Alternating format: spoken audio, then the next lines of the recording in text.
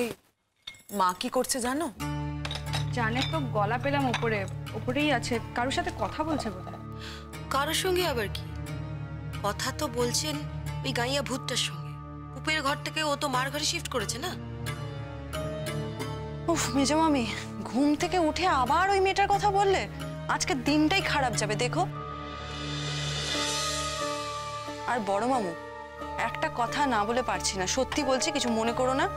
মানে এই আবিরের পছন্দ কি দেখলো বলো তো মেয়েটার মধ্যে? মানে মানুষ তো একটা কিছু দেখে নাকি? আর তাও যদি বুঝতাম যে দেখতে খুব সুন্দরী, রূপ দেখে ভুলে গেছে। আরে ওর তো কিছুই নেই, আকাট মূর্খ মেয়ে একটা, আর তার উপর রূপের তো ওই ছিরি, আর তার জন্য আবির এভাবে লড়ে যাচ্ছে। ইস, সব আমার কপাল রে, সব আমার এই কপালের দোষ। সারাটা জীবন ভালো বই কারোর মন্দ করিনি, তার তো এই ফল পেলাম। এবার ঠিক করেছি আর পুজো আচ্ছা করবো না। কি লাভ পুজো আচ্ছা করে, এই দাম পেলাম তার। কমলিনী, তুমি বোধহয় আজকাল আমার কথায় আর ভরসা রাখো না। আমি যে তোমাকে একটা কথা দিয়েছি, সে কথাটা বোধহয় তুমি ভুলেই যাচ্ছ। তুমি যত সহজে কথাগুলো বলছো, তত সহজে যে কাজটা হবে না সেটা আমার থেকে ভালো আর কেউ জানে না। প্ল্যানটা তো ঠিকই আছে, বড়দা ওকে ওর গ্রামে গিয়ে রেখে আসুক, আমরা ওকে কিছু কিছু করে খরচা পাঠাই মাসে, আর ওকে বলে আসা হোক যে ও ঠিকঠাক মতন যোগ্য হলে তারপর যেন এখানে আসে। ভালো করে আচার ব্যবহার শিখুক, লেখাপড়া শিখুক, বড় হোক, তারপর এখানে ফিরে আসুক। ঠিক বলেছ, একদম ঠিক বলেছ বুবলু। যে কথায় বলে না, out of sight out of mind. আরে চোখের দেখা না হলে আমাদের আবিরও ওকে আপনি ভুলে যান। ভালোই বলেছ, ভুলে যাবে, ভুলে যায়। আর ভুলে গেলে তখন ওদের ডিভোর্সটা করে নিলেই হবে।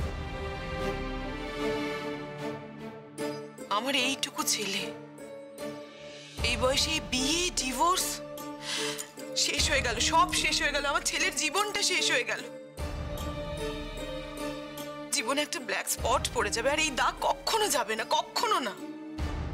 বড় মামি, এসব না আর আজকাল কেউ মনে রাখে না, এসব আজকাল আকছার ঘটছে, সব কেউ ওসব নিয়ে ভাবে না। প্লিজ নদী, দেখি একবার মাকে ডাকবি নাকি?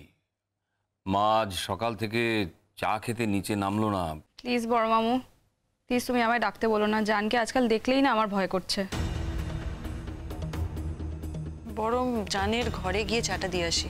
না না না, এরকম কাজ করতে যাস, তাতে মা বরং আরো অসন্তুষ্ট হবে। তাহলে কি করব? ডাকতে গেলে যদি রেগে যায়? ঠিক আছে, আর একটু দেখা যাক না, তারপর না।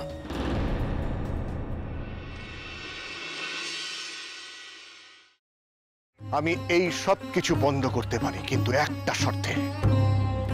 তোমাকে আর দুর্গাকে আমাকে ছুঁয়ে কথা দিতে হবে, এর সাথে তোমরা কোনো যোগাযোগ আর রাখবে না। শোনো, আমরা এখনো তোমার মতন এতটা পাথর হয়ে যায়নি। তোমাকে ছুঁয়ে আমি এত বড় কথাটা, এটাই আমার শেষ কথা তোমাকে। দাদা ভাই, পুতুলটা না দিয়ে এসেছি। একেবারে বজরংবলী আন্টির হাতে দিয়েছো তো? না, আমরা তো দরজা দিয়ে গড়িয়ে দিয়েছি, ঘরে তো ঠাম্মু ছিল তাই ঢুকতে পারিনি। মা ঘরে ছিল? এ বাবা, এটা যদি মার হাতে পড়ে তাহলে তো মুশকিল। ওনার কোনো সর্দারজির সাথে পরিচয় ছিল? সর্দারজি? না, ঠিক আছে, আমি তাও বলবো আপনারা একটু ঠান্ডা মাথায় ভাবুন। আসলে আমার জানাটা খুব দরকার। আমি তাহলে আসি, কিছু মনে পড়লে আমাকে অবশ্যই জানাবেন। আচ্ছা।